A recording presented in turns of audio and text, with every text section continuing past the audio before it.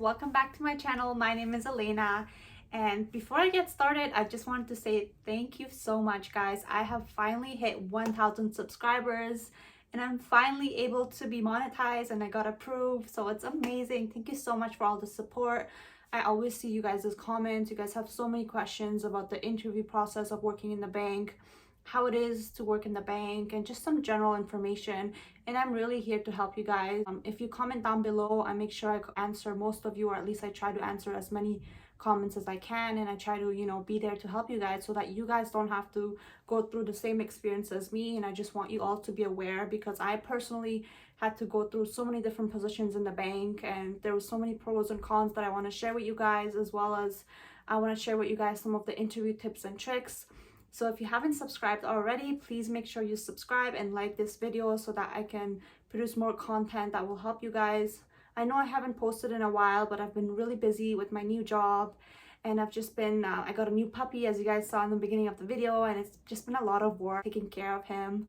Anyways, guys, without further ado, let's get started to today's content. So today's video is going to be on part 2 of my call center video, working in the call center. So I made a video before about the cons of working in the call center, and I kind of told you guys about working, how it is to work in a call center, what I expected and how it really was, and some of the stuff that I really didn't like working in a call center environment in the bank. But I did want to make a second part to that video, as I promised before, to talk about some of the pros and some of the good things about working in a call center in the bank. And some people may really enjoy working at a call center. It might just be something they like, because I did have some coworkers who were there for a few years and they liked it, and I also had a lot of people who just left after a month. So let me tell you guys some of the stuff that I wrote down here on my notebook about some of the stuff that I really did like.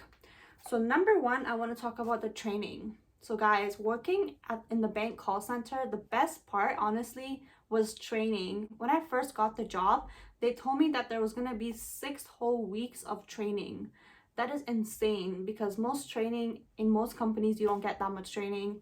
Or even if you work in a call center at a place that's not a bank, they might only give you like up to 2 weeks of training, but not more than that. But in the bank, guys, I got 6 full weeks of paid training, and I got to leave early every day. So my shifts were like a 9 to 5, and they let me go at like 2 or 1 sometimes. The training was really relaxed and chill. They didn't care. You can take long lunch breaks. They told you to go home early like pretty much every single day. And basically the training was like live lectures where they have lots of people who actually train you, and they actually have a whole department of the learning and development department where they actually take their time to teach you everything from start to bottom.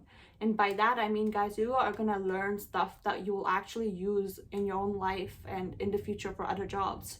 So I learned a lot about investments, even though I already knew so much, but I got to learn so much more during the training. They teach you about the different registered accounts, how to buy investments, how to sell investments, like the interest rates, investing in the stock market, all of those key things that you would want to know in life anyway. So you're basically getting paid to learn all of this, which is really useful until this day. Some of the stuff I've used, some of the stuff I've learned from working there, I'm still using that till this day. The training was really useful.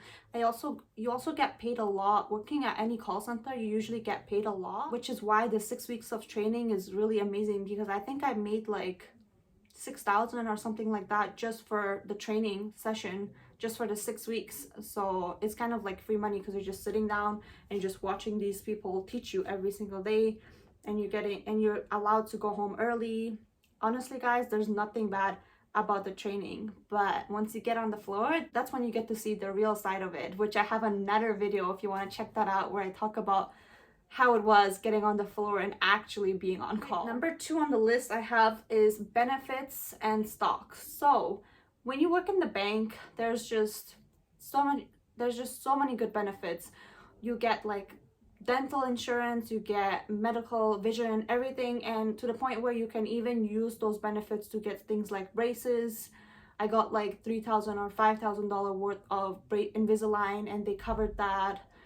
And I think you get like 80% of coverage, which is a lot. So the benefit is amazing. And not just that, they also allow you to be part of their stock. So as long as you're an employee, you're a part of the stock. So for example, if you're working for Wells Fargo, you're going to be part of that stock. Every time the company is doing well, you are also getting paid a percentage. So an example was when I was working there, I actually received $500 extra on top of my pay just because I was part of their stock and their stock went up. So that's like insane and amazing how they give all these different, you know, little incentives. And not only that, but if you work on holidays, you get paid overtime, which is a lot of money, especially in a call center where you're already getting paid so much.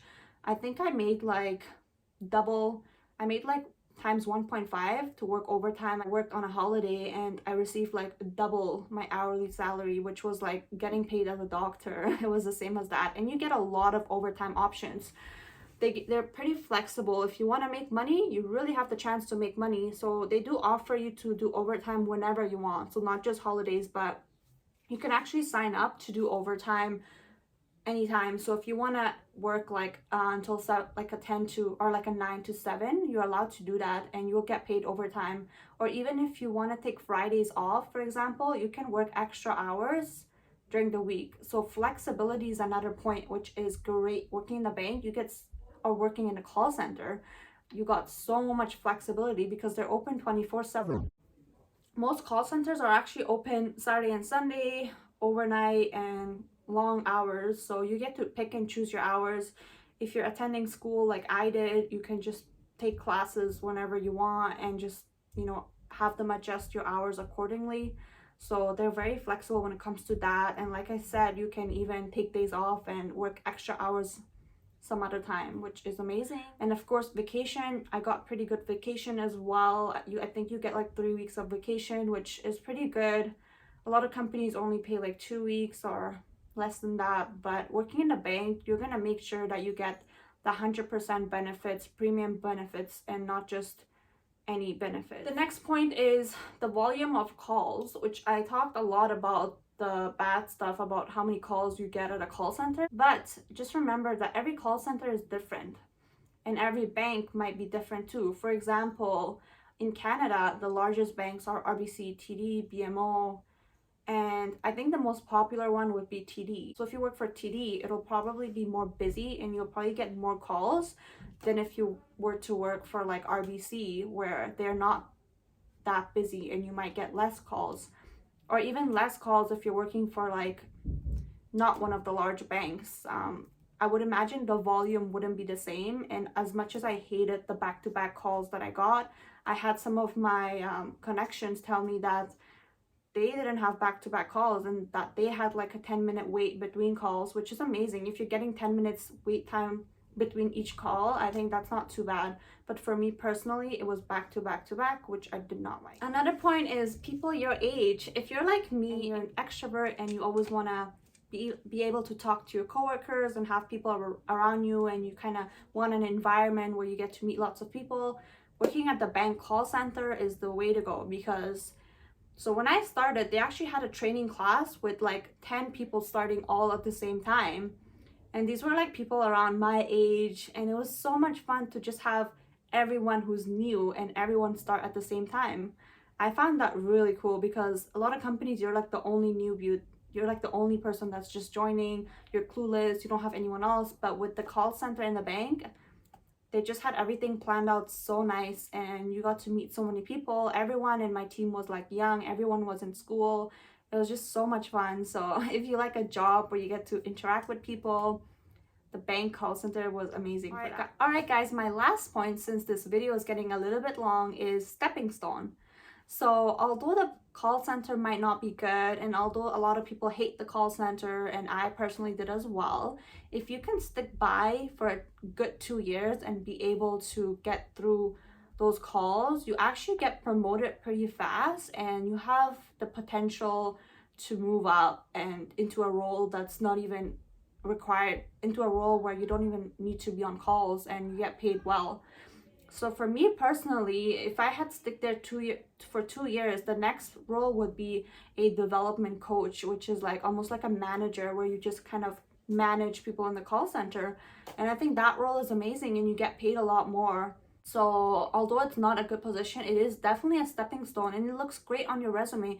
anyone wants somebody who has experience taking large volume of calls, because every job requires you to be, or at least most jobs require you to be on the phone at least sometimes. So if you have call center experience, it's great experience on your resume, and people will, you know, call you for other jobs, and you can even grow within the company.